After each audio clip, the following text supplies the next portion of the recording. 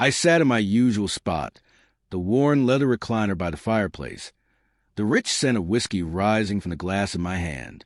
A small comfort at the end of another predictable day. Across from me, Melanie lounged on the couch, her face softly illuminated by the glow of her phone.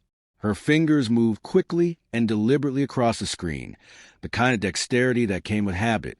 "Anything interesting?" I asked, keeping my tone casual as I took a sip. She flinched just slightly before glancing up. Her smile came quickly, but it was too practiced, too shallow. "Just emails," she said, setting her phone face down on the coffee table. Her response was routine, as was the way she turned the conversation back to me, asking about my day. It wasn't unusual for her to be engrossed in work. As an event planner, her schedule was chaotic, often pulling her into late-night calls and last-minute meetings. It was one of the things I admired most about her drive, her ability to juggle a demanding career, our 2 kids, and our marriage with a grace I often envied. But lately, something felt different.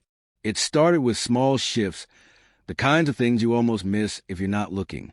A slight tilt of her phone screen when I walked by, the faint trace of unfamiliar cologne clinging to her clothes, the way she seemed to flinch under my touch.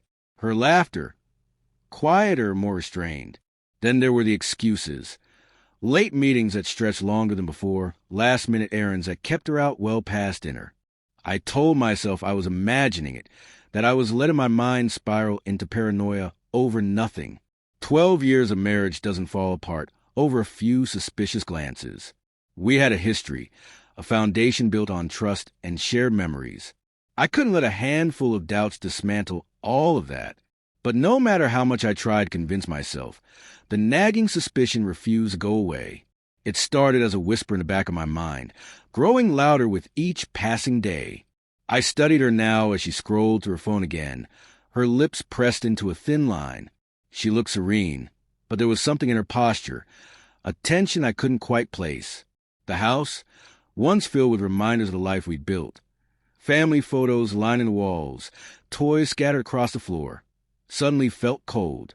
That tiny seed of doubt had taken root, its tendrils wrapping tightly around my thoughts. Something was wrong, and I couldn't ignore it any longer. It started with a casual remark over dinner.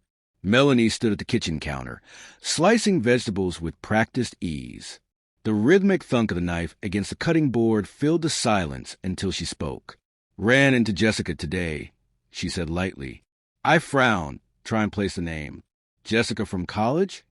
"Yeah." Her voice was just a touch too quick.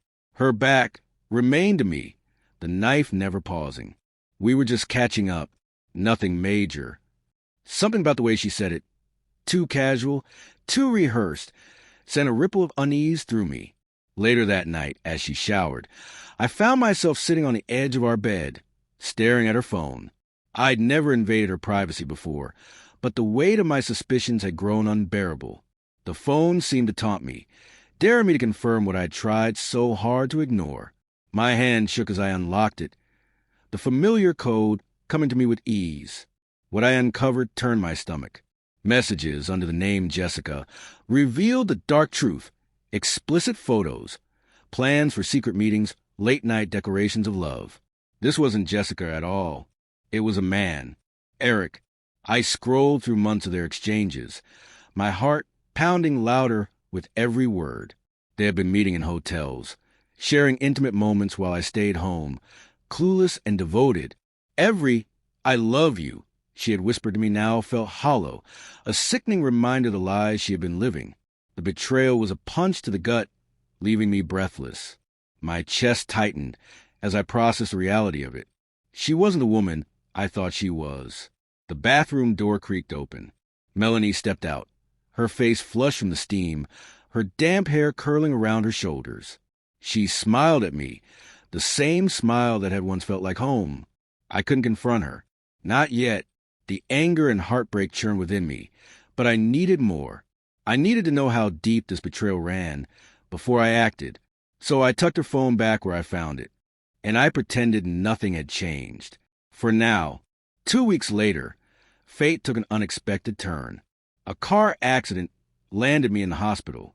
The crash wasn't severe, but it left me with a fractured arm and a haze of painkillers that made reality feel distant, surreal. I spent hours drifting in and out of consciousness, the sterile white walls of the room blurring into obscurity. Melanie sat by my bedside, her hand resting lightly on mine, a picture of loyalty. Her soft voice filled the room as she reassured the nurses, her tone so tender it almost fooled me into believing her act. She played her role flawlessly, the doting wife. But I knew better now. When the doctor entered, clipboard in hand, the atmosphere shifted. Melanie straightened in her chair, her grip on my hand tightening. Then she spoke. "He's not the father of my kids, anyway."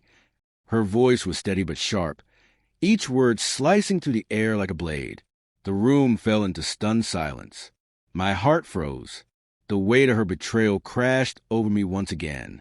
The doctor blinked, his gaze flickering between us, clearly blindsided by her words. "I'm sorry," he said, his voice cautious. "That's interesting, considering the DNA tests say otherwise." His words hung in the air like a thunderclap. Melanie's face turned ghostly pale. The composure she had so carefully maintained crumbled in an instant. Her lips parted, but no words came out. Her wide eyes darted around the room, desperate for an escape. As I watched her unravel, I felt something unexpected, a strange, cold satisfaction. She had thought she could destroy me with her cruelty, but she hadn't anticipated the full weight of the truth. The irony was almost laughable. The tests hadn't been routine. They had been my doing, my quiet way of confirming what I had already suspected. Now, her lies were exposed. The weapon she had wielded against me had turned in her hands. And for the first time, I wasn't just a victim. I was a man armed with the truth, ready to reclaim control of my shattered life. When I was discharged from the hospital, the weight of Melanie's betrayal clung to me like a second skin. I couldn't ignore it. I couldn't move past it. The venom in her words in that sterile hospital room had stripped away the last remnants of trust. But I knew confronting her immediately would only give her the upper hand. Revenge, I realized, needed to be methodical. It needed to be cold. I started by hiring a private investigator, someone who could uncover the full extent of her deceit. Within weeks, I had a file so damning that even Melanie couldn't deny its contents. Eric, the man she had risked our family for, was nothing more than a serial adulterer. He was married, a predator who preyed on women like Melanie. Their affair had lasted over a year, hidden behind falsehoods and careful planning. The more I learned, the angrier I became. But anger wasn't enough. I needed a plan, one that would dismantle their lives as thoroughly as they had tried to destroy mine. I started small. A misplaced phone charger, a cryptic comment about trust during dinner, letting my gaze linger a second too long when she answered a call. Subtle moves that sowed paranoia in her mind. And I saw it, the cracks in her composure widening. While Melanie unraveled, I gathered evidence.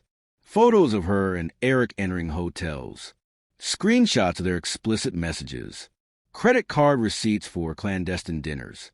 Each piece was a puzzle, and I was putting it together, waiting for the moment I could lay it all out. I even reached out to Eric's wife, a woman named Rachel. Her anger mirrored my own, and together we devised a plan to expose them. It was strangely cathartic, talking to someone who had been wounded in the same way. We shared stories, piecing together the web of lies Eric and Melanie had spun. And then the moment came, a cold Thursday evening.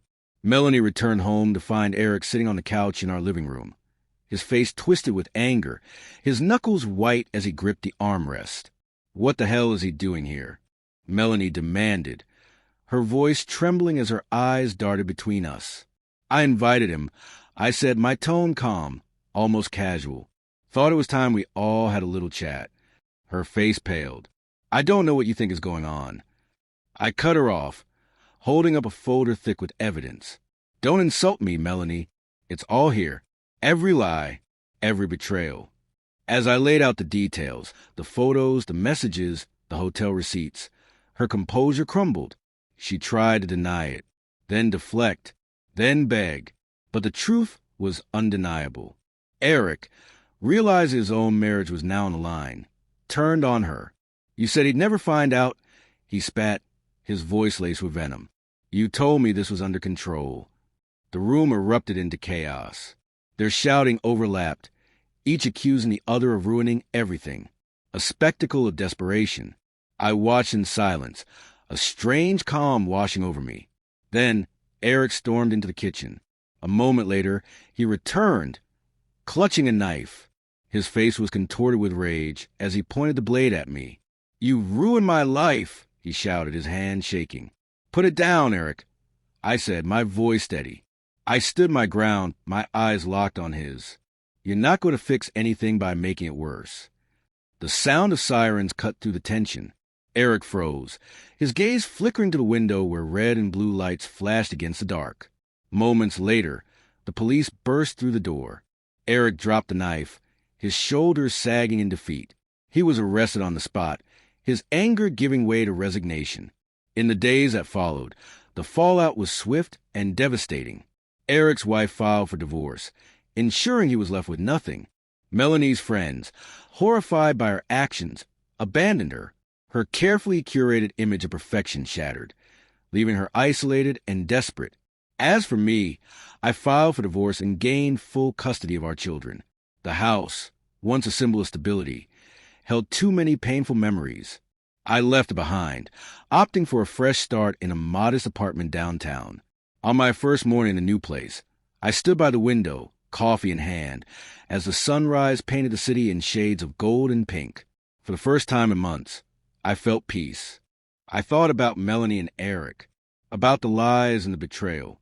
I thought about the man I had been before, the man who trusted blindly, who believed in the goodness of people without question. That man was gone. In his place stood someone stronger, someone who had survived the worst and come out the other side. Some betrayals don't break us. They build us. With that, I turned away from the window and faced the day ahead. The past was behind me, and a new chapter had begun.